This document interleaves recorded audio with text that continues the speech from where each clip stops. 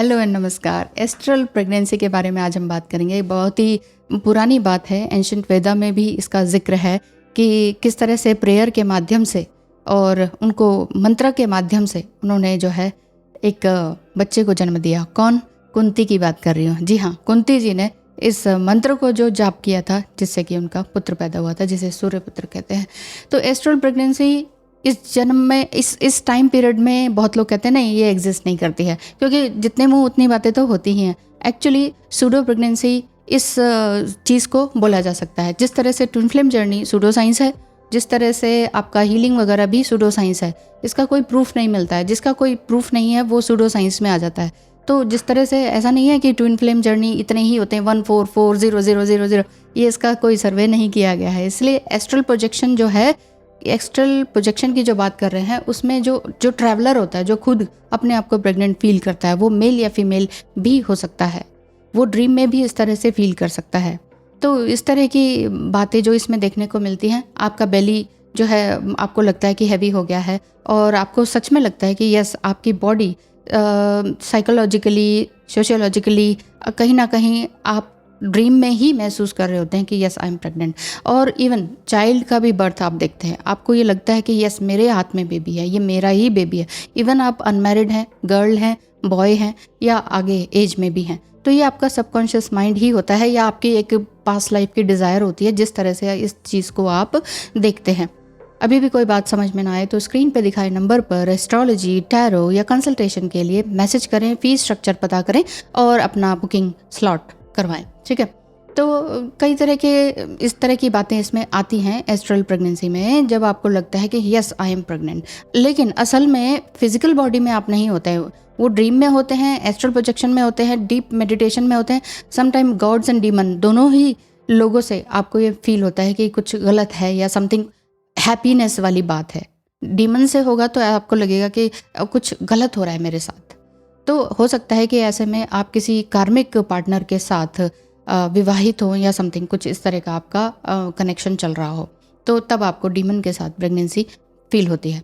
अब आगे बात करें तो जिस प्रकार से ट्विन फ्लेम का कोई प्रूफ नहीं है और ना ही इतना कुछ ये सर्वे किया गया है, किसी ने सर्वे मेरे साथ तो नहीं किया। मैं तो कह रही हूँ कि मैं ट्विन फ्लेम हूँ, लेकिन किसी ने मुझसे पूछा तो नहीं। तो अगर किसी ने मेरे बारे में पूछा ही नहीं तो कैसे जान सकते हैं कि वो जो इंटरनेट में अभी भी लिखा हुआ है 144000 नंबर्स के हैं, तो उसके बाद क्या बढ़े नहीं हैं? और भारत में ही कितने हो गए, हर कोई अपने आप को ट्विन फ्लेम कह रहा है। और ट्विन फ्लेम के बारे में आप लोगों को जो ये एक वो है ना भ्रांति कि बहुत ही रोमांटिक जर्नी रहती है, शादी तो हो ही जाती है जैसे राधा कृष्ण की हुई, दिस एंड दैट। तो देखिए, भगवान तक पहुंचने के लिए जिस तरह से मूर्ति का सहारा लिया जाता है ना, असल में मूर्ति में कुछ नहीं है, लेकिन मूर्ति का सहारा लेकर हम किसी चीज़ को जानने के लिए बैठ जाते हैं। तो वो एक एनर्जी है, वो एक जरिया है।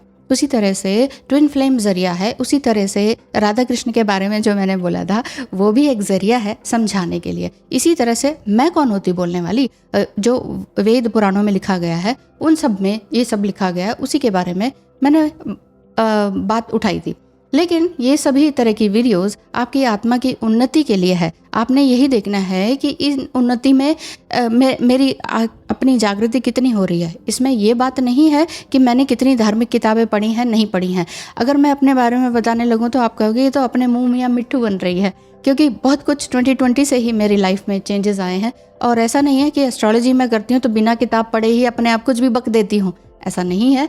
तो इसीलिए वाद विवाद से बचें और बेकार की कमेंट्स करने से अच्छा है कि आप अपने आत्मा की उन्नति करें, क्योंकि राधा का अर्थ ही यही है कि आप सही धारा में बह रहे हैं कि नहीं। इस जद्दोजहद में मत रहें कि कौन सही है कौन नहीं है।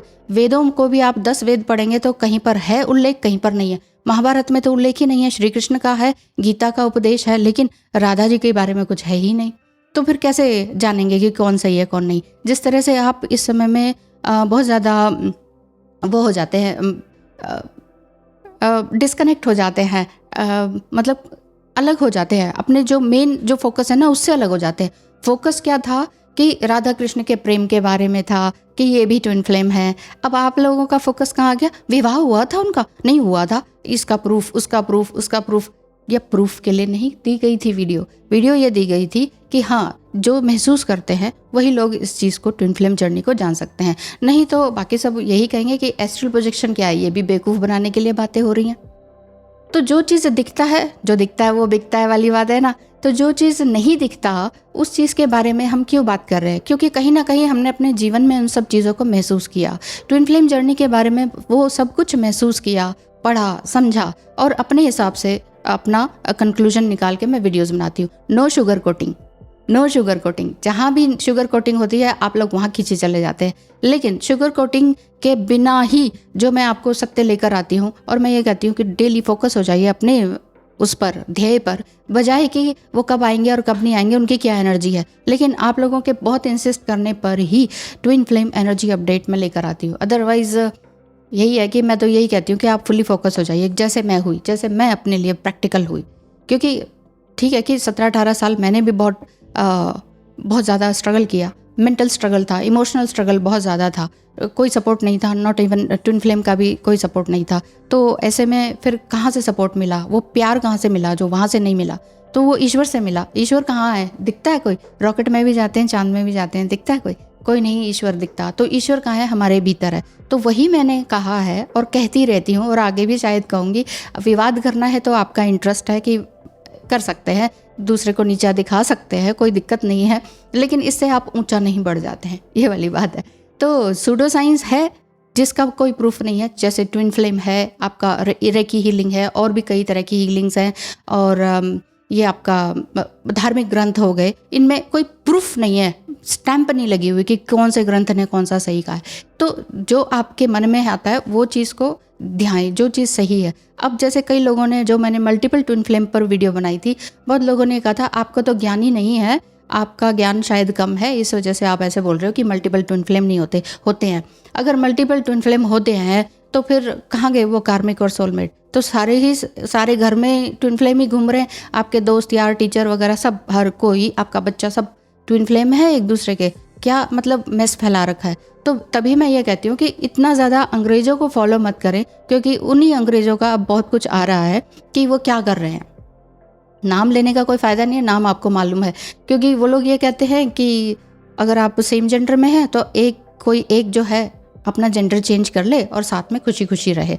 तो इस तरह से वो उनको ऐसा कॉन्फ्रेंस करते हैं बड़े बड़े लेवल पर, सामने आमने, मतलब आमने सामने बैठकर ऑफलाइन उनको ये बताया जाता है कि ये आपका ट्विन फ्लेम है, जाओ हाथ पकड़ो, जाओ अपना जेंडर चेंज करो, वटएवर, मतलब इतना कुछ। और इवन खुद को ये बोला है कि I am a twin flame and even I am a Jesus, I am a God.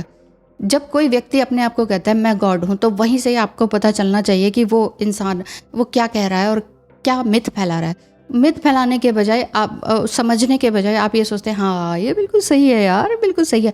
वहाँ आप कैसे सही कह देते हैं, मुझे तो ये समझ नहीं आता। जहाँ पर साफ साफ बात की जा रही है, नो बकवास, सीधी बात, और वहाँ पर ये कहा जाता है कि भैया इसको तो कुछ पता ही नहीं है। अभी भी आपको लगता है कि वाकई कुछ नहीं पता है, then thank you so much. मैं मूर्ख ही सही, मुझे मूर्ख रहने दीजिए, लेकिन मैं अपना काम तो इसी तरह से करती रहूँगी।